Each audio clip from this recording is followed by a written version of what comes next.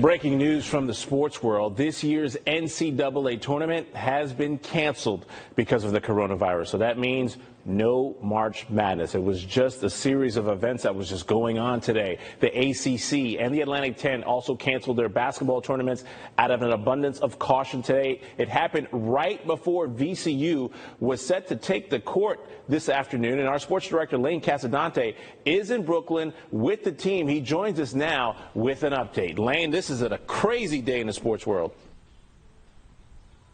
Yeah, Rob, surreal is the word that VCU head coach Mike Rhodes used, and it's one that they're going to remember for the rest of their lives. As we were getting ready for VCU and Massachusetts to tip off over at the Barclays Center here, we were getting word that all conferences, the Southeastern Conference, the Big Ten, the Big 12, were all canceling their basketball tournaments, and we were wondering if the game in front of us was going to get to be played. Turns out it wasn't. Some video from the Barclays Center this afternoon as the Rams and UMass had just finished their pregame warm-ups when a simple announcement came over the PA system saying the remainder of the tournament has been canceled. Please arrive home safely. Now, VCU was going to have to win 4 games in 4 days just to have a shot to make it to March Madness. Their season comes to an abrupt end this afternoon before they even get a chance to take the court one final time. For the 5 seniors, this was a tough afternoon, especially, as head coach Mike Rhodes said, when they had to take that jersey off one last time. There wasn't any dry eyes in our locker room afterwards. And, we talk about being a family all the time, sticking together even past basketball. We talked a lot about that. And, what I told them, probably what my mom would say to me, sometimes life's just not fair, and you got to deal with it. And I told our guys, you'll understand this more as we go along. And as you mentioned, the ACC tournament down in Greensboro was canceled as well. Virginia was set to tip off at 7 o'clock tonight down there. The Richmond Spiders never even made it to the Barclays Center. Their first game wasn't scheduled until tomorrow night. But as of now, with everything, all the decisions that were made today, we have seen our last college basketball of the year. We'll have more coming up in sports at 6 o'clock. Live in Brooklyn, Lane Casadante, CBS 6.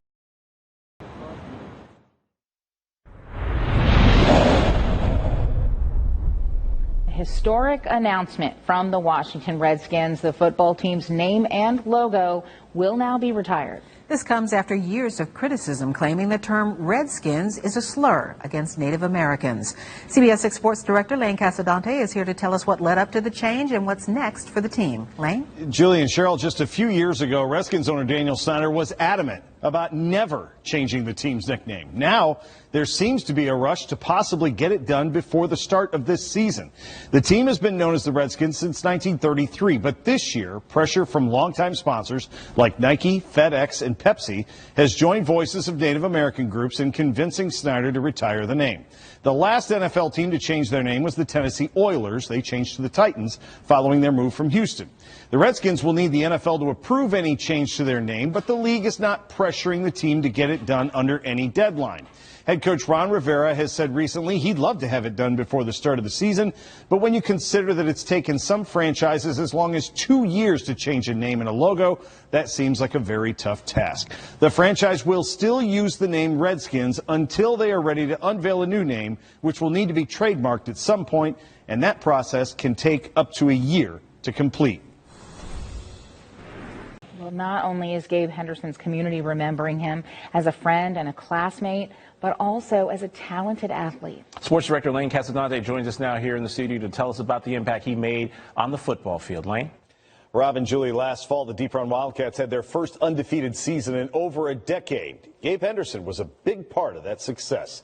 Henderson was the team's leading receiver, catching 24 passes for nearly 500 yards and 6 touchdowns as the Wildcats made the second round of the regional playoffs. He also played on the Wildcats basketball team and ran track.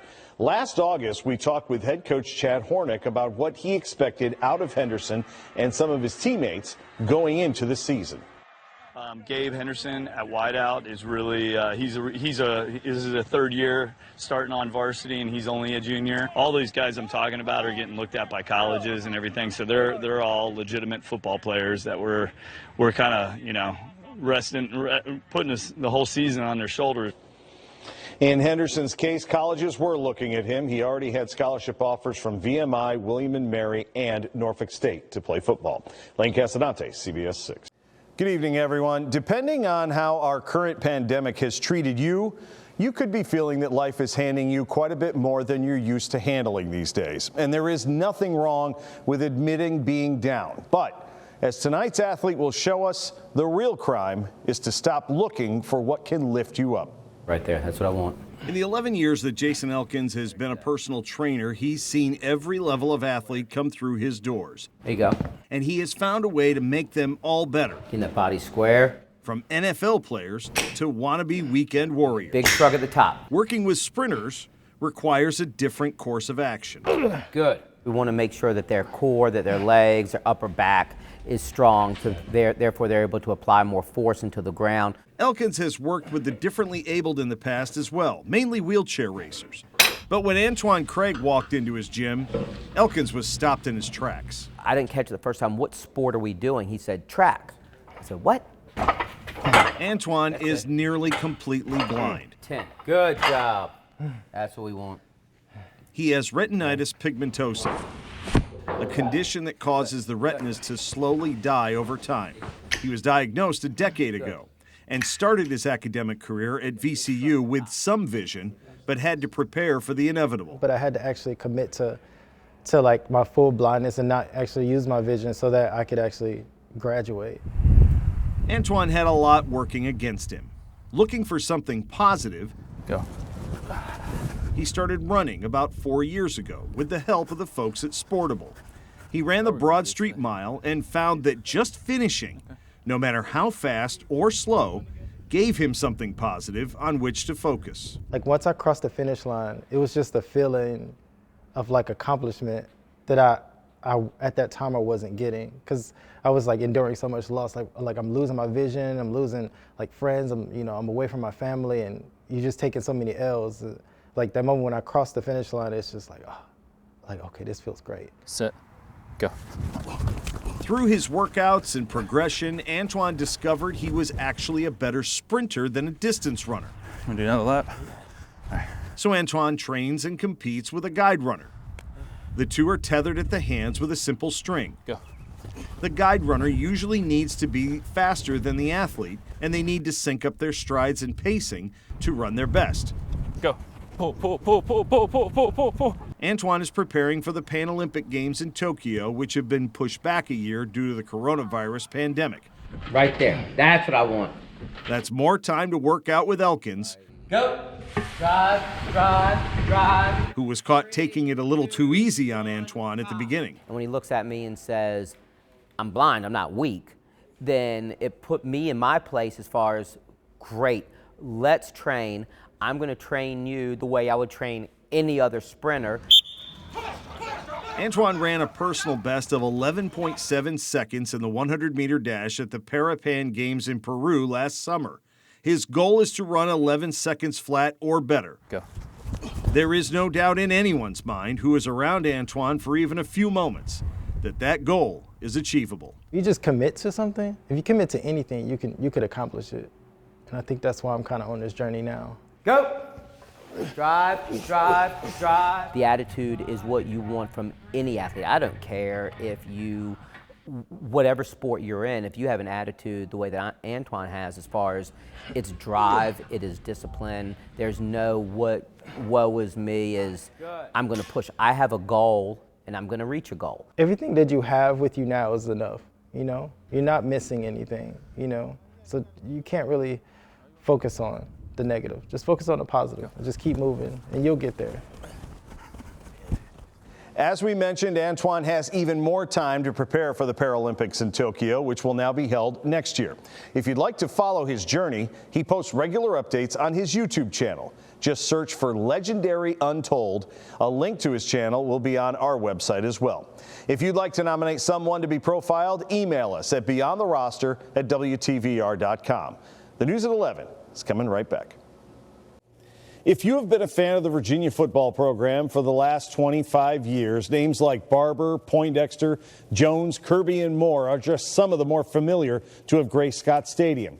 But if you go back another 25 years, you'll find the names of the 4 players who broke a huge color barrier in Charlottesville and helped make the last half century possible. Last year, the Virginia Cavaliers made appearances in the ACC title game and the Orange Bowl, and finally broke their long losing streak against Virginia Tech. 50 years ago, the UVA program was nowhere near as prominent. The UVA wasn't a powerhouse, or it wasn't a household name back in the day. Back in 1970, George Blackburn was about to begin his 6th and final season as head coach of the Cavaliers. He had only one winning season during his tenure, and none of the 4 coaches who preceded him, going all the way back to the Korean War, had winning overall records either. It wasn't an attractive option for some of the better high school players in the Commonwealth. I had no real thoughts about going to school there. I really had no real thoughts about going to school at all. Virginia wasn't really attractive to us. I mean, Virginia didn't win. Kent Merritt was an all-district and all-state running back from Lane High School in Charlottesville. He was recruited by schools like Penn State, North Carolina, and Tennessee, and had his choice of scholarship offers. In the end, the decision was pretty much made for him. My parents were a big influence on getting me to come here because I mean, the average kid would be looking to go to a established program, and UVA had none. At their urging, I decided to come here. Likewise, Stan Land, John Rainey, and Harrison Davis were all-state performers who had multiple options for college. All 4 chose to go to UVA and make history in the process. 50 years ago, they were the first African-American scholarship athletes to play football for the Cavaliers. We came to play sports and athletics. All right, we didn't really come to do anything earth-shattering, and we thought we could at least improve the program while we were here. We just wanted to go somewhere and play football and win football games. We weren't so much aware, I don't think, of what we were doing until after we graduated, really. Back then, freshmen were not eligible to play on the varsity team, but once the 4 got to that level, they began to contribute and become part of the program.